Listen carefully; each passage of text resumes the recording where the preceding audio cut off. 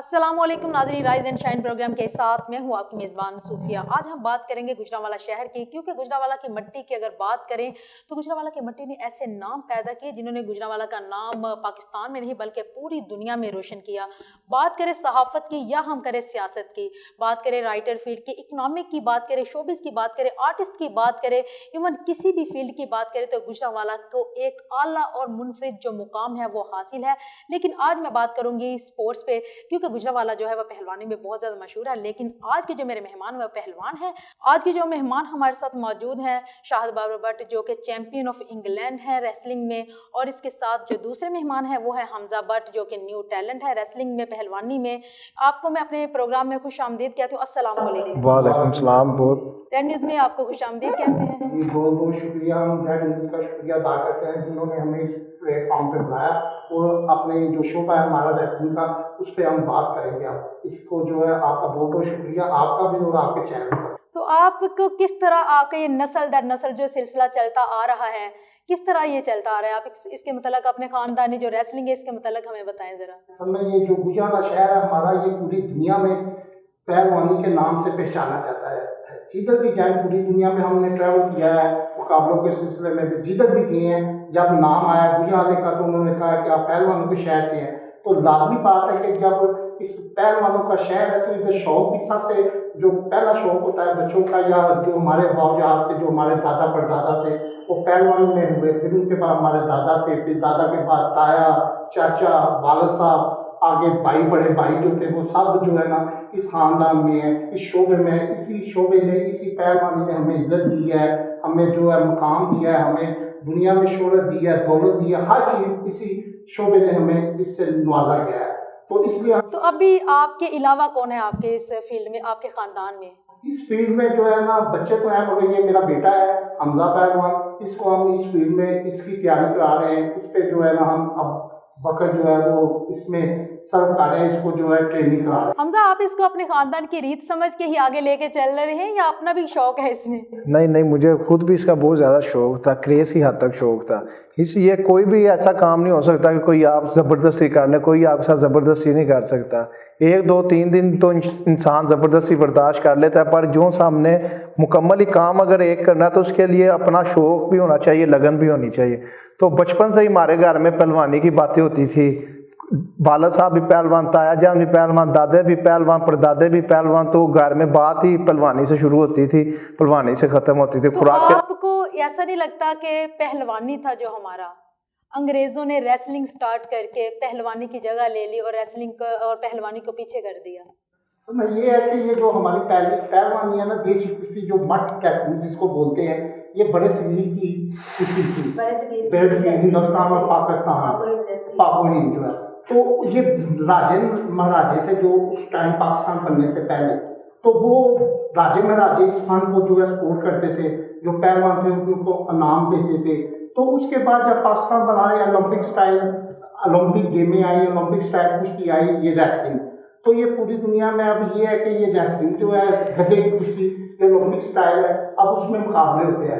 मगर पाकिस्तान में या हिंदुस्तान में अभी भी ये मिट्टी की जो कुश्ती है इसको बहुत लाइक किया जाता है। इससे गधे की कुश्ती से ज़्यादा इसको लोग पसंद करते हैं। तो आप खेलने कहाँ कहाँ गए हैं रेसलिंग? मैं ये जो गधे देसी कुश्ती में भी चैंपियन पाकिस्तान भी हूँ, जिसमें पाको हिंद भी हूँ, चैंपियन इंग्लैंड भी हूँ। मगर गधे की कुश्ती में भी मैंने पूरी दुनिया का ट्रैवल किया है, वर्ल्ड में गया हूँ, ओलंपिक और कॉमनवेल्थ में गया हूँ, इंग्लैंड, कनाडा, अमेरिका, पूरी दुनिया का ट्रैवल किया है। तो आपका कोई ऐसा इंटरेस्टिंग वाकया हुआ, जैसे हम अक्सर फिल्मों में देखते हैं कि कोई स्पोर्ट्समैन कोई भी होता है वो बॉक्सिंग कर रहा होता है, सामने एक लड़की आ जाती है तो एक एनर्जी आती है कि मुझे हारना नहीं है, मुझे जीतना है। तो आपकी ज़िंदगी में कोई ऐसा वाकया आया? असल में बात यह है कि बहुत से वाकया होते हैं जवानी में हर इंसान। बिल्कुल ऐसे, इसीलिए मैं सुनना चाह रही हूँ कि हमारे नाजरीन भी सुने और मैं भी सुनूँ, क्योंकि फिल्मों में हम अक्सर ऐसा देखते हैं, लेकिन लाइव में मैं सुनना चाह रही हूँ कि कैसा होता है। कनाडा में हमारे मुकाबले थे, तो उधर एक स्विमिंग थी ऑस्ट्रेलिया की जो वर्ल्ड चैंपियन हुई थी। तो उसने मुझे जब मुकाबले किए तो वो मुझे बहुत लाइक किया था उसने। तो उसने मुझे कहा था कि आप मेरे साथ ऑस्ट्रेलिया चलें, मतलब उसने मुझे क्या था मेरे साथ आप ऑस्ट्रेलिया चलें, और मुझे उसने बहुत ऑफर की थी कि आप मेरे साथ सेटल हो जाएं ऑस्ट्रेलिया में।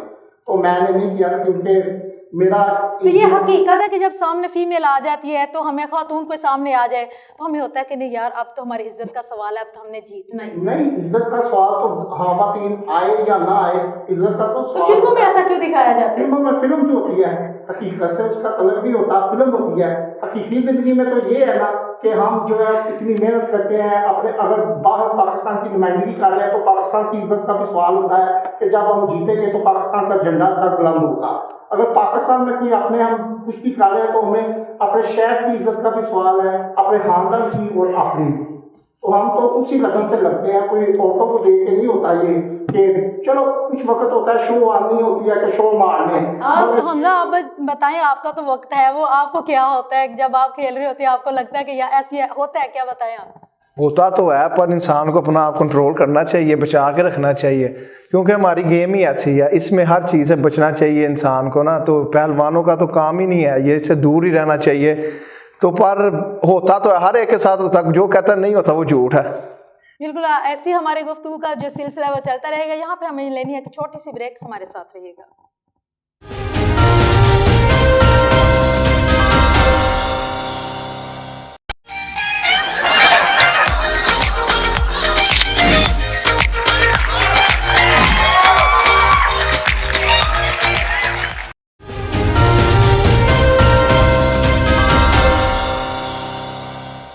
वेलकम बैक नाजरीन, प्रोग्राम में दोबारा से खुश आमदीद कहते हैं। जैसे आपको पता है कि ब्रेक से पहले हमारी जो गुफ्तगू हो रही थी, अब दोबारा से मैं अपने मेहमानों की तरफ जाती हूँ।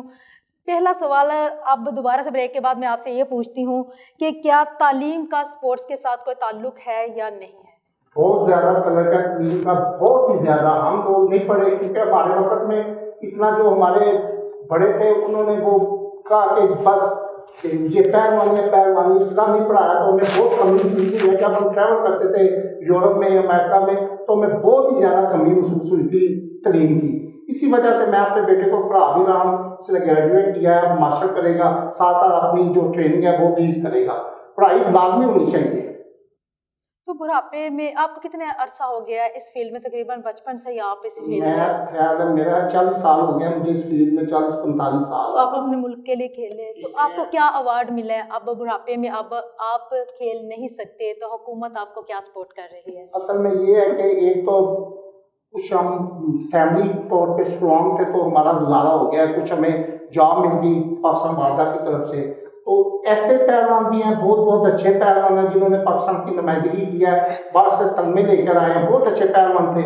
मगर जब वो थोड़ा सा फील्ड से हटे हैं तो उनको यकदम बुला दिया, हुकूमत ने भी बुला दिया है, कोई महकमा था तो उसने भी बुला दिया है। जो महकमे में हो गए हैं, जो किसी जॉब में मिल गई है उनको, किसी भी महकमे की, उनका तो बुढ़ापा अच्छा गुजर रहा है, चले रिटायर हो गया, पेंशन मिल रही है तो गुजारा हो रहा है। जो नहीं थे पहले, आज से 50 साल पहले का, वो बहुत ज़्यादा ख्वार हो रहे हैं। बड़े बड़े अच्छे पहलवान, बड़े बड़े अच्छे खिलाड़ी हमने देखे अपनी आंखों से, तो रोना आता है उनको देखकर कि इन्होंने पाकिस्तान के लिए, पाकिस्तान की नुमाइंदगी की है, पाकिस्तान के लिए अपनी जवानी पाकिस्तान के लिए वक्त की है, और बुढ़ापा उनका बहुत ज़्यादा खराब। तो आपको नहीं लगता कि उनके लिए हुकूमत को कुछ ऐसा करना चाहिए कि बुढ़ापा तो वो अपना सुकून से गुजार सके? मैं कहता हूँ कि जो हमारे हीरो हैं उनको नहीं बुलाना चाहिए, क्योंकि जो कौमें अपने हीरो को बुला देती हैं उनका नाम मिट जाता है। मैं रिक्वेस्ट करता हूँ गवर्नमेंट से कि जो जिंदा है अभी, जो हीरो हमारे हैं, कम से कम उनका वजीफा इतना लगा दे, कम से कम वो अपनी बाकी जिंदगी जो है सुकून से गुजार सके।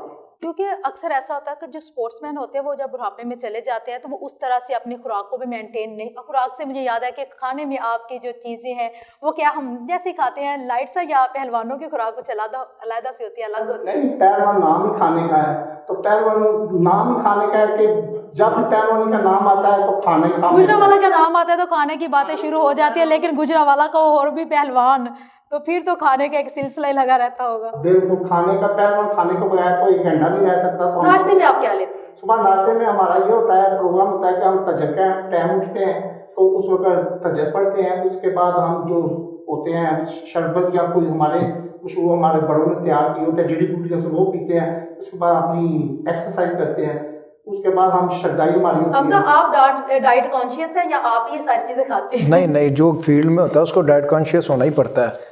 हम ऐसे नहीं कि पर खाते हैं, सब कुछ खाते हैं, पर जितनी प्रोटीन जितनी डाइट हमें चाहिए होती है, जितनी कैलोरीज हमें बर्न करनी होती है उस हिसाब से करते हैं।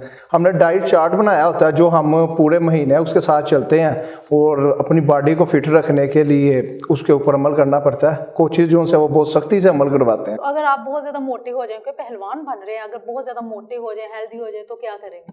कुछ नहीं, मोटा होने नहीं देंगे, अपनी एक्सरसाइज साथ रखें तो फिर इंसान क्योंकि मोटा पहले होता तो है। हम उसी को पहलवान कहते हैं जो बहुत मोटा और होता है, तो उसे हम कहते हैं ये पहलवान है। लेकिन आपकी तरह के पहलवान तो मैंने पहली बार देखा, इसलिए मैं पूछ अब रही ये हूँ। इमेज चेंज करने का टाइम आ गया। वक्त के साथ साथ हर इंसान को बदलना चाहिए, तो ऐसे पहलवान भी बदल गए। पहले वो दौर थे जब पहलवान जिसको जो मोटा होता था, जिसने लाचा पहना हुआ था, टिंड करवाई होती थी, कान टूटे होते थे, वो पहलवान कहलवाता था। लेकिन अब जो सा इमेज है वो मुकम्मल तौर पे चेंज हो गया। अब पहलवान भी माशाल्लाह मॉडल से कम नहीं है। बिल्कुल ऐसे, इसमें कोई शक नहीं है। तो पाकिस्तान में रेसलिंग का जो मुकाम है, जो फ्यूचर है, वो क्या देख रहे हैं आप? पाकिस्तान में जो इससे पहले आज से 10-20 साल पहले था, 20-25 साल पहले, 30 साल पहले, वो डाउन था। अब जो है ना, ये जो अब आया है ये 5-7 साल से, ये फ्यूचर पहलवानों का बहुत अच्छा है, क्योंकि मैं कोई जॉब दे रहे हैं, पहलवान पढ़े लिखे हैं। जैसे बेटे मेरे ने बताया कि उन्होंने भी अपने आप को चेंज किया है, तो पढ़े लिखे हैं, जॉब मिल रही है उनको अच्छे तरीके से। वो जो है ना, पाकिस्तान का ये रेसलिंग का फ्यूचर जो है ना ब्राइट है बहुत ज़्यादा इस टाइम। तो आपको अक्सर मैंने देखा है कि हमजा आपके साथ रहता है।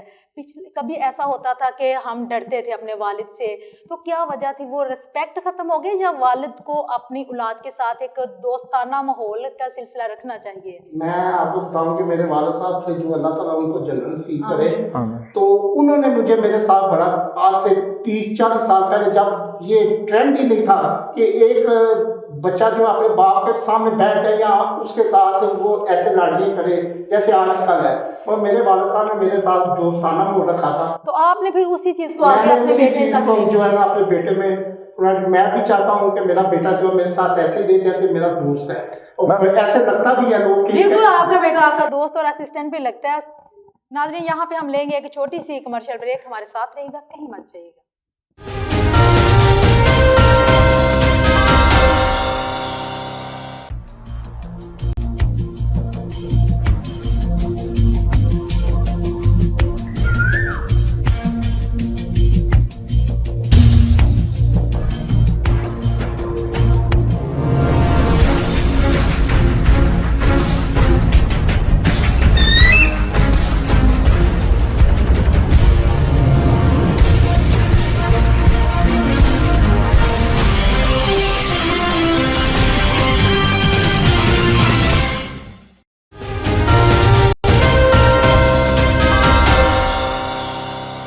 वेलकम बैक नाजरीन, प्रोग्राम में दोबारा से खुशामदीद।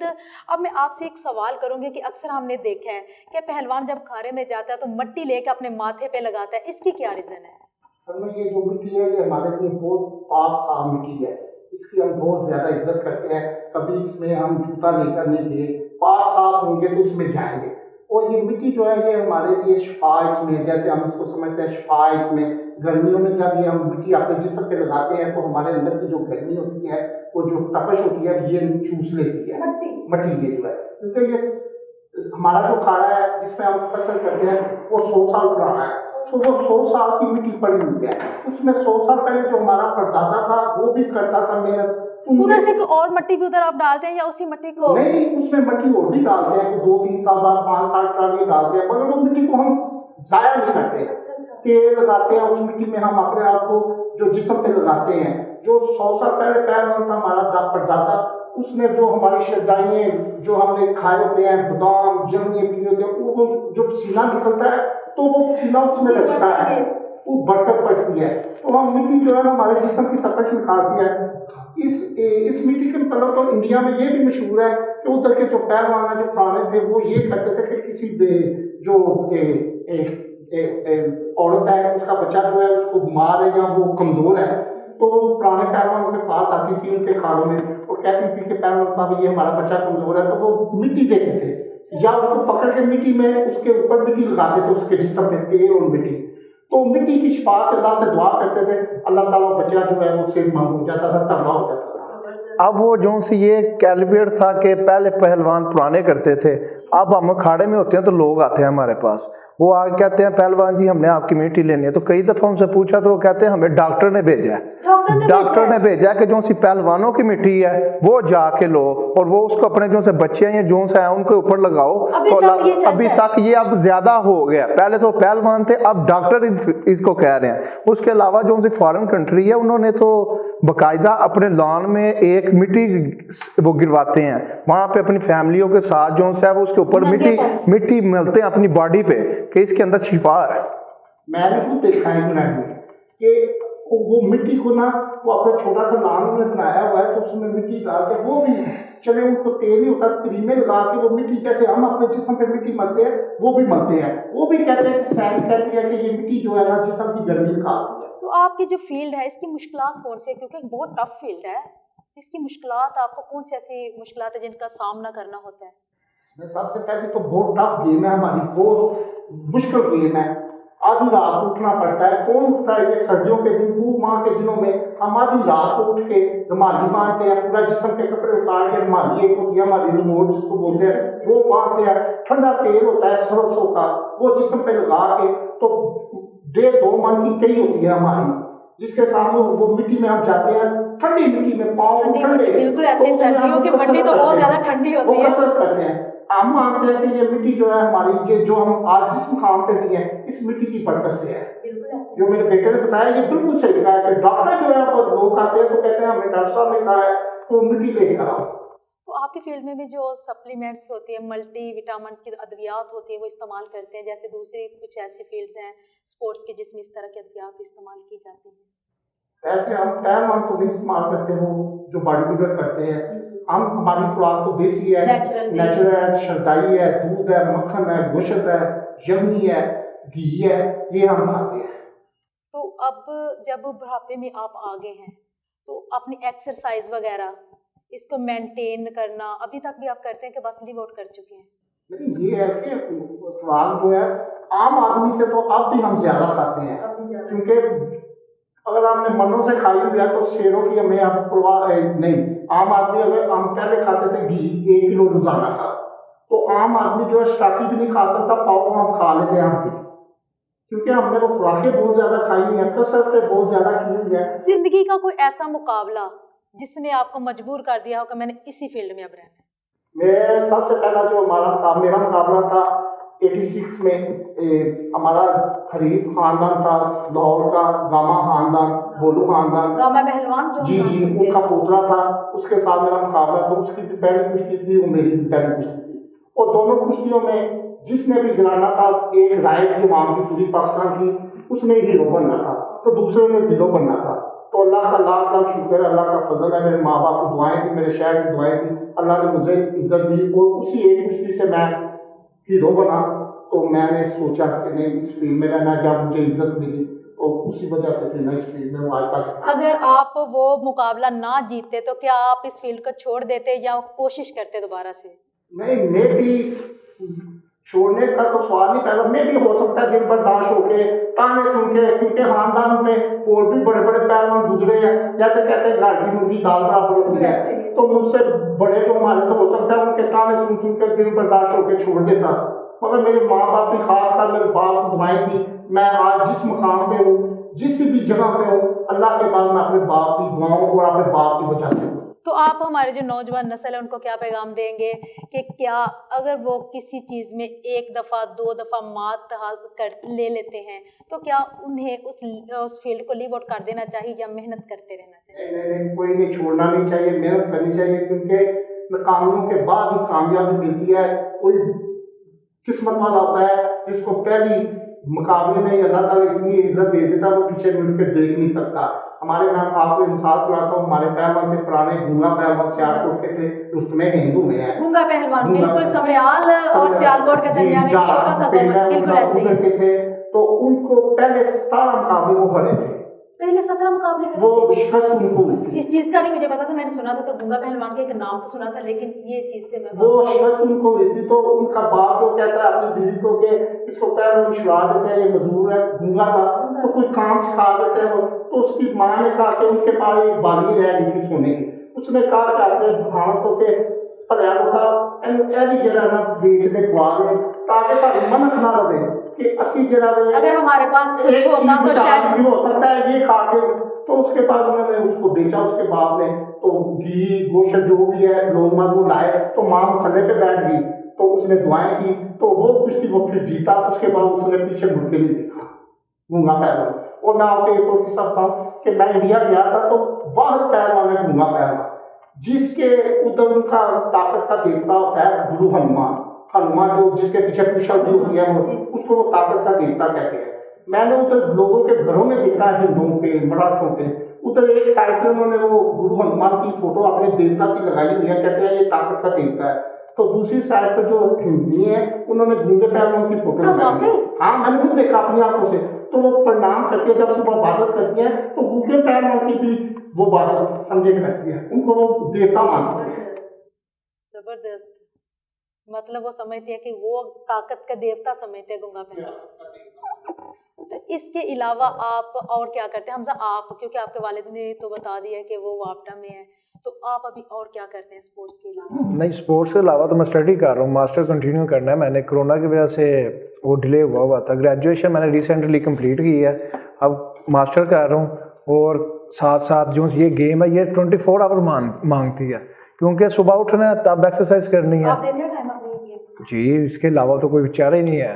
सुबह उठना है एक्सरसाइज करनी है फिर सोना। हमारा काम ही 3 है खाना सोना और एक्सरसाइज बस 24 आवर ये ड्यूटी मांगती है। आप हमजा को कहाँ देखते हैं फ्यूचर में? मैं तो सबसे पहली बात तो ये है कि दुनिया में बाहर रिश्ता एक बाप का होता है कि जो चाहता है कि मेरा बेटा मुझसे भी बड़ा खिलाड़ी बने। मैं अगर उसमें पाकिस्तान तो मैं चाहूंगा कि मेरा बेटा वर्ल्ड चैंपियन बने। कोई भाई बहन भाई मामा चाचा ताया कुछ बिल्कुल ऐसा ही है। बाप का एक रिश्ता है जो अपने से भी बड़ा चाहता है कि मेरा बेटा बने। बिल्कुल ऐसा ही वालिद का रिश्ता होता ही ऐसा है। मेरा बेटा वर्ल्ड चैंपियन बने। तो आपको उम्मीद है कि ये आपकी तवक्कुआत पे पूरा करेगा? देखिए जी मैं एक बेटे के अलावा एक पहलवान उस्ताद होने की वजह से मैं समझता हूँ कि इसमें क्वालिटी है कि ये वर्ल्ड चैंपियन बन सकता है। अब इस पर डिपेंड करता है कि ये किस जुनून की हद तक मेहनत करता है क्योंकि वर्ल्ड चैंपियन बनने के लिए दुनिया में नाम पैदा करने के लिए जुनून की हद तक इसको अपनाना पड़ता है किसी भी गेम में हो। अगर ये रेसलिंग कर रहे इसको चाहिए कि 6 माह साल सारी चीज छोड़ के सिर्फ जुनून की हद तक इसी चीज के पीछे लग जाए तो अल्लाह ताला इसको जरूर कामयाब करे। मैं ये एक मैसेज देना चाहूँगा कि लोग समझते हैं कि पहलवानों के बेटे सिर्फ पहलवान होते हैं। ये अवाम में आ गई है बात कि जी ये पहलवानों का बेटा तो ये पहलवान है इनको पहले ही ग्राउंड मिल गई हुई है पर उनको ये नहीं पता होता इनके पीछे मेहनत कितनी है। वो जो से पहलवान जो से हैं जो से आम पहलवान वो तो महीने बाद जाके कुश्ती लड़ ले तो वो गिर भी जाए कोई टेंशन नहीं। पर पहलवानों का जो बेटा होता है ना उसके पीछे 5, 6, 7 साल की मेहनत होती है। वो शो नहीं हो रहा था लेकिन वो मेहनत कर रहा होता है। लेकिन जो ये अवाम ने एक इमेज बना ली हुआ अपना माइंड सेट कर लिया हुआ है कि सिर्फ पहलवानों का बेटा पहलवान होता है, ये गलत बात है। जो मेहनत करता है अल्लाह पाक उसको बरकत डालता है। अल्लाह पाक की ज़ात उसकी मदद करती है। तो पहलवानी है जो ये इतना स्क्रीन पे नहीं है, होता है ना उजागर स्क्रीन, ये इतना नहीं है। क्या खत्म हो रही है या इसको दिखाया नहीं जाता, उजागर नहीं किया जा रहा? असल में ये मैं समझता हूँ कि जो आपने पहले सवाल किया था मुझसे कि इसका फ्यूचर आप क्या देख रहे हैं, मैंने कहा था कि ये 8-10 साल से इसका फ्यूचर मैं ब्राइट देख रहा हूँ, आगे भी देख रहा हूँ। वो मैं समझता हूँ अल्लाह के बाद आप लोग मीडिया का किरदार है। अच्छा, आपका बेसिक कहने का मतलब था कि मीडिया की वजह से इसका फ्यूचर ब्राइट हुआ है होगा, क्योंकि ये मीडिया जो है ना पहले तो क्रिकेट के पीछे ही था मगर अब ये है कि ये मीडिया खास का साढ़े हम गुजरात का जो मीडिया है इसने जितनी पहलवानों को कवरेज दी है मैंने आज तक अपने 40 साल कैरियर में नहीं देखी। जितनी पहलवानों को कवरेज मिली है ऐसे ही है जैसे क्रिकेट। अब तो पहलवान भी कहते हैं मीडिया वाले को उनको फोन करते हैं कि जी आपका तो कहते हैं यार हमारे पास टाइम नहीं है, एटीट्यूड आ गया। वही समझ लें कि उनको भी जब जैसे अल्लाह ताला पसंद देता है तो नजाकत है। ये बेचारे पहलवानों की भी 100 साल बाद सुनी थी इनको अब आगे पता चला कि हम भी और इस वजह से मैं मीडिया को सलूट करता हूं। लास्ट पे अब क्या पैगाम देंगे हमारे सुनने वालों को? आज में ये है कि मैं पैगाम देता हूँ नई नस्ल को जो खासकर इस फील्ड में मेरी जो रेसलिंग की है, तो मैं उनको कहता हूँ कि सब काम छोड़ के एक टाइम रखें कि अगर मैंने 1 साल का पीरियड रखें और कहें कि बस मैंने घर जिम अखाड़ा अगर किसी का बाप जिंदा है तो बहुत बड़ी उसकी नेमत है उसके पास, उसको उस्ताद बनाए, जो कहता है उसके पीछे लगे, अल्लाह ताला उनको कामयाब करेगा। नाज़रीन, आज के प्रोग्राम का वक्त यहाँ पे ख़त्म हुआ। चाहते हैं अपने मेज़बान सूफिया को और आज के जो मेरे मेहमान हैं उनको दीजिए इजाज़त। अल्लाह हाफ़िज़।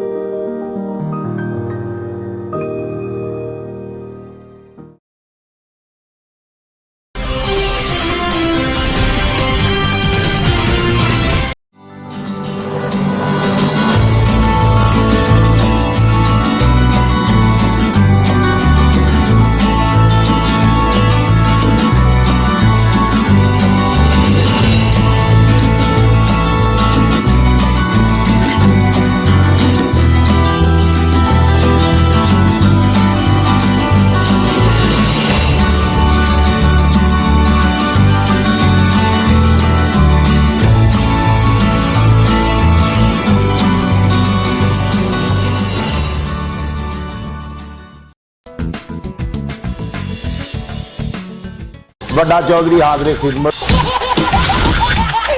ਮੈਂ ਚੌਧਰੀ ਆ ਖਲਾ ਦਵਾਂ ਮੈਂ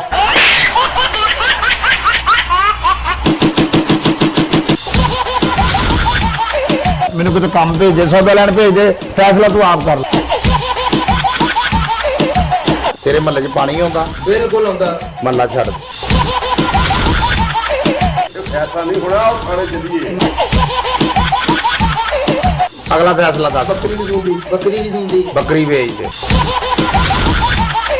ਉਸ ਤੋਂ ਬਾਅਦ ਮੇਰੀ ਛੱਤ ਵੀ ਚੋਂਦੀ ਹੈ। ਜਿੱਥੇ ਚੋਂਦੀ ਹੈ ਨਾ, ਹਾਂਜੀ। ਉੱਥੇ ਥੋੜੀ ਜਿਹੀ ਮਿੱਟੀ ਹੈ ਨਾ, ਐਂ ਕਰਕੇ ਰੱਖ ਕੇ ਲਿਫਾਫਾ ਪਾ ਕੇ ਉੱਤੇ ਆਪ ਬਹਿ ਜਾ ਕਰ। ਜਦੋਂ ਬਾਰਿਸ਼ ਖਤਮ ਹੋ ਜਾਵੇ ਆਪ ਥੱਲੇ ਆ ਜਾਇਆ ਕਰ। ਮੈਂ ਦੇਖਦਾ ਪਾਣੀ ਕਿਦਾਂ ਥੱਲੇ ਜਾਂਦਾ।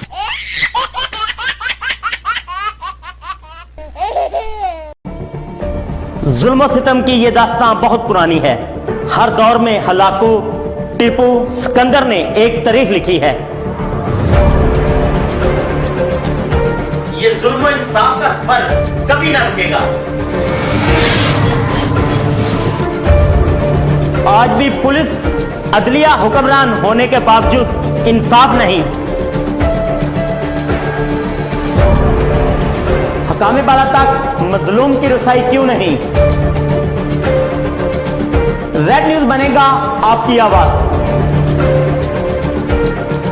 लड़ेगा हक की खातर और करेंगे पर्दाफाश हर जालिम का। देखते रहे प्रोग्राम जुल्म और सितम, सिर्फ रेड न्यूज पर, सिकंदर मुगल के साथ।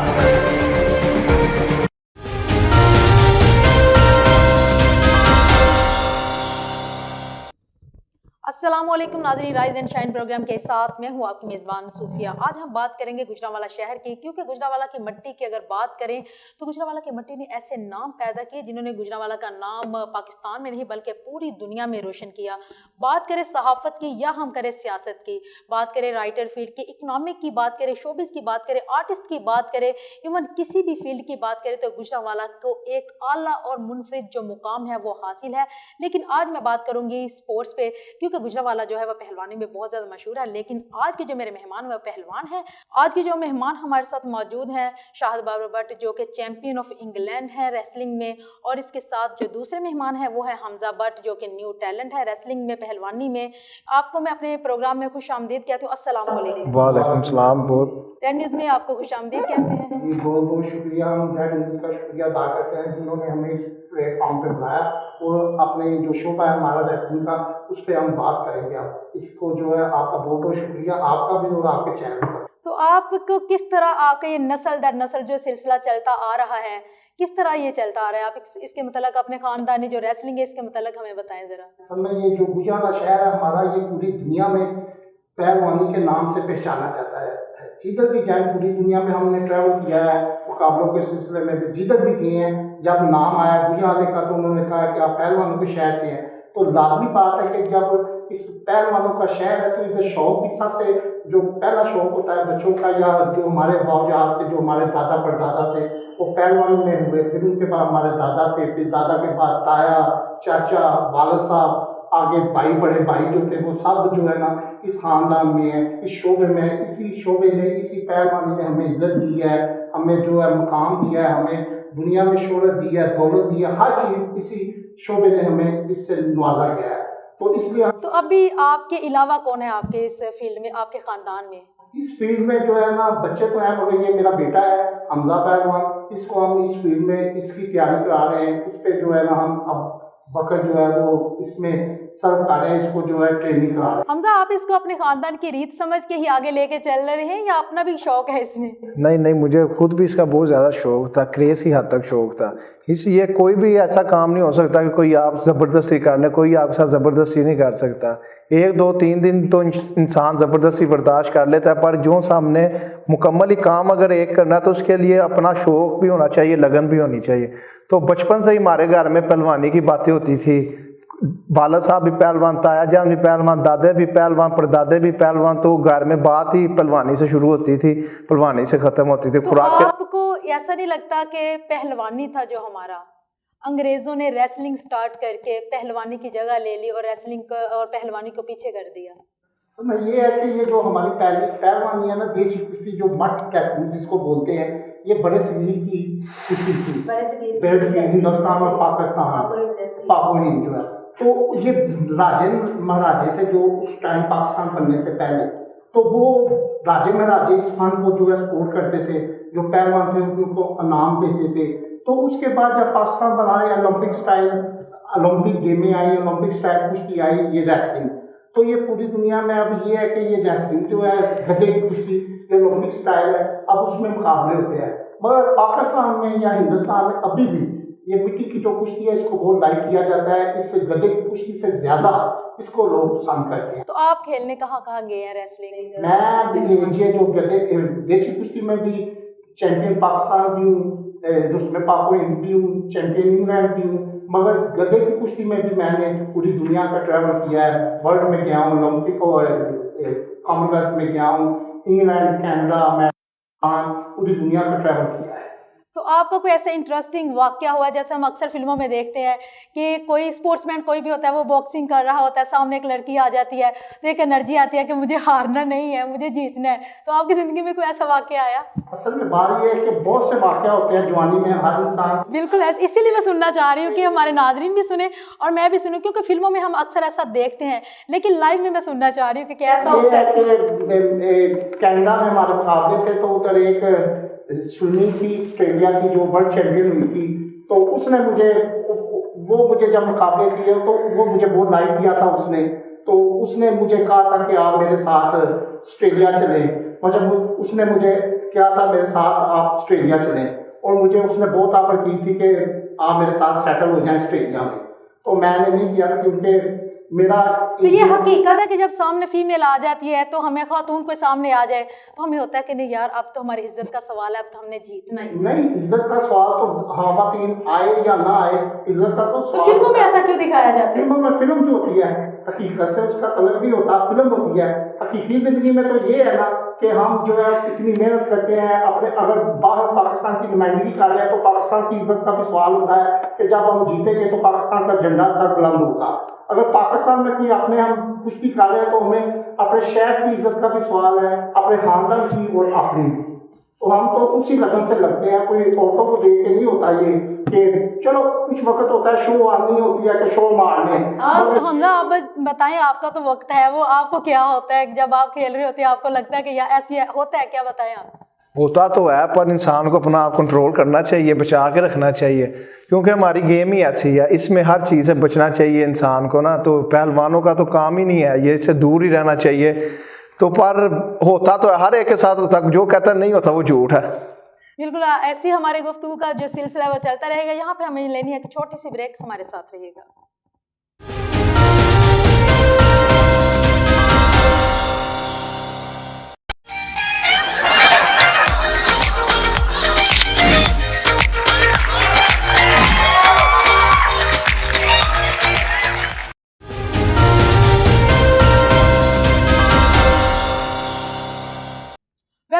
नाजरीन, प्रोग्राम में दोबारा से खुशामदीद कहते हैं। जैसे आपको पता है कि ब्रेक से पहले हमारी जो गुफ्तगू हो रही थी, अब दोबारा से मैं अपने मेहमानों की तरफ जाती हूँ।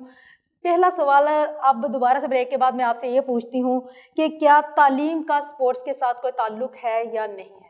बहुत ज़्यादा तरह का तालीम का, बहुत ही ज़्यादा। हम लोग नहीं पढ़े क्योंकि हमारे वक्त में इतना जो हमारे बड़े थे उन्होंने वो कहा कि बस ये पहलवानी इतना नहीं पढ़ाया। तो हमें बहुत कमी मिलती है। जब हम ट्रैवल करते थे यूरोप में, अमेरिका में, तो हमें बहुत ही ज़्यादा कमी महसूस हुई थी तालीम की। इसी वजह से मैं अपने बेटे को पढ़ा भी रहा हूँ। इसने ग्रेजुएट किया है, अब मास्टर करेगा, साथ साथ अपनी जो ट्रेनिंग है वो भी करेगा। पढ़ाई लाजमी होनी चाहिए। तो बुढ़ापे में आपको कितने अरसा हो गया है इस फील्ड में? तकरीबन बचपन से ही आप इस फील्ड में?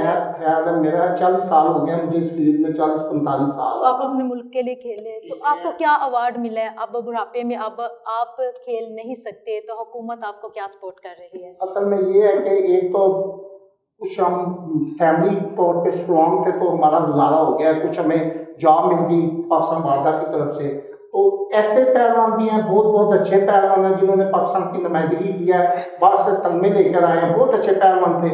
मगर जब वो थोड़ा सा फीस से हटे हैं तो उनको यकदम बुला दिया, हुकूमत ने भी बुला दिया है, कोई महकमा था तो उसने भी बुला दिया है। जो महकमे में हो गए हैं, जो किसी जॉब में मिल गई है उनको, किसी भी महकमे की, उनका तो बुढ़ापा अच्छा गुजर रहा है, चले रिटायर हो गया, पेंशन मिल रही है तो गुजारा हो रहा है। जो नहीं थे पहले, आज से 50 साल पहले जब, वो बहुत ज़्यादा ख्वार हो रहे हैं। बड़े बड़े अच्छे पहलवान, बड़े बड़े अच्छे खिलाड़ी हमने देखे अपनी आंखों से, तो रोना आता है उनको देखकर कि इन्होंने पाकिस्तान के लिए, पाकिस्तान की नुमाइंदगी की है, पाकिस्तान के लिए, अपनी जवानी पाकिस्तान के लिए वक्त की है, और बुढ़ापा उनका बहुत ज़्यादा खराब। तो आपको नहीं लगता कि उनके लिए हुकूमत को कुछ ऐसा करना चाहिए कि बुढ़ापा तो वो अपना सुकून से गुजार बहुत सकें? मैं कहता हूँ कि जो हमारे हीरो हैं उनको नहीं बुलाना चाहिए, क्योंकि जो कौमें अपने हीरो को बुला देती हैं उनका नाम मिट जाता है।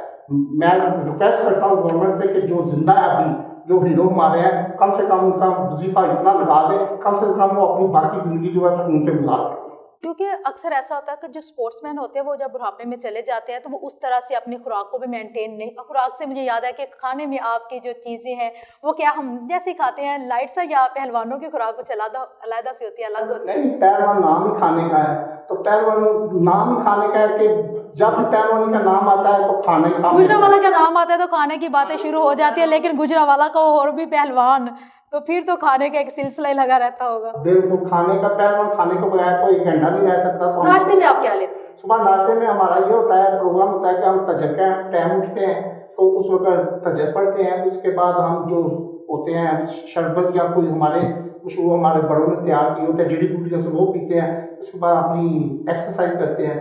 उसके बाद हम श्रद्धाई हमारी होती है। अब तो आप डाइट कॉन्शियस है या आप ये सारी चीज़ें खाते हैं? नहीं, जो फील्ड में होता है उसको डाइट कॉन्शियस होना ही पड़ता है। हम ऐसे नहीं कि पर खाते हैं, सब कुछ खाते हैं, पर जितनी प्रोटीन, जितनी डाइट हमें चाहिए होती है, जितनी कैलोरीज हमें बर्न करनी होती है, उस हिसाब से करते हैं। हमने डाइट चार्ट बनाया होता है जो हम पूरे महीने उसके साथ चलते हैं, और अपनी बॉडी को फिट रखने के लिए उसके ऊपर अमल करना पड़ता है। कोचेज जो है वो बहुत सख्ती से अमल करवाते हैं। तो अगर आप बहुत ज़्यादा मोटे हो जाएं, कोई पहलवान बन रहे हैं, अगर बहुत ज़्यादा मोटे हो जाएं, हेल्दी हो जाए, तो क्या करेंगे? कुछ नहीं, मोटा होने नहीं देंगे, अपनी एक्सरसाइज साथ रखें तो फिर इंसान क्योंकि मोटा पहले होता तो है। हम उसी को पहलवान कहते हैं जो बहुत मोटा और होता, तो उसे हम कहते हैं ये पहलवान है। लेकिन आपकी तरह के पहलवान तो मैंने पहली बार देखे, इसलिए मैं पूछ रही अब ये इमेज चेंज करने का टाइम आ गया। वक्त के साथ साथ हर इंसान को बदलना चाहिए, तो ऐसे पहलवान भी बदल गए। पहले वो दौर थे जब पहलवान जिसको जो मोटा होता था, जिसने लाचा पहना हुआ था, टिंड करवाई होती थी, कान टूटे होते थे, वो पहलवान कहलवाता था। लेकिन अब जो सा इमेज है वो मुकम्मल तौर पे चेंज हो गया। अब पहलवान भी माशाल्लाह मॉडल से कम नहीं है। बिल्कुल ऐसे, इसमें कोई शक नहीं है। तो पाकिस्तान में रेसलिंग का जो मुकाम है, जो फ्यूचर है, वो क्या देख रहे हैं आप?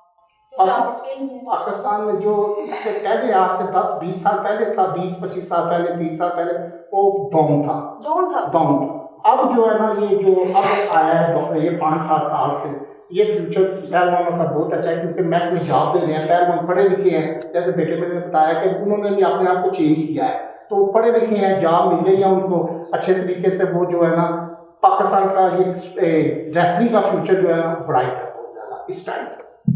तो आपको अक्सर मैंने देखा है कि हमजा आपके साथ रहता है, पिछले कभी ऐसा होता था कि हम डरते थे अपने वालिद से, तो क्या वजह थी? वो रिस्पेक्ट खत्म हो गई या वालिद को अपनी औलाद के साथ एक दोस्ताना माहौल का सिलसिला रखना चाहिए? मैं आपको बताऊं कि मेरे वालिद साहब थे, जो अल्लाह ताला उनको जन्नत नसीब करे, आमीन। तो उन्होंने मुझे मेरे साथ बड़ा, आज से 30-40 साल पहले जब ये ट्रेंड ही नहीं था कि एक बच्चा जो अपने बाप के सामने बैठ जाए या उसके साथ वो ऐसे लाडली करे जैसे आजकल है, और मेरे वालिद साहब ने मेरे साथ दोस्ताना मोड़ रखा था। तो आपने फिर उसी चीज को आगे मैंने अपने उसी बेटे चीज तक को ले जो है ना अपने बेटे में, मैं भी चाहता हूँ कि मेरा बेटा जो मेरे साथ ऐसे ही रहे जैसे मेरा दोस्त है, और ऐसे लगता भी है लोग कि बिल्कुल आपका बेटा आपका दोस्त और असिस्टेंट भी लगता है।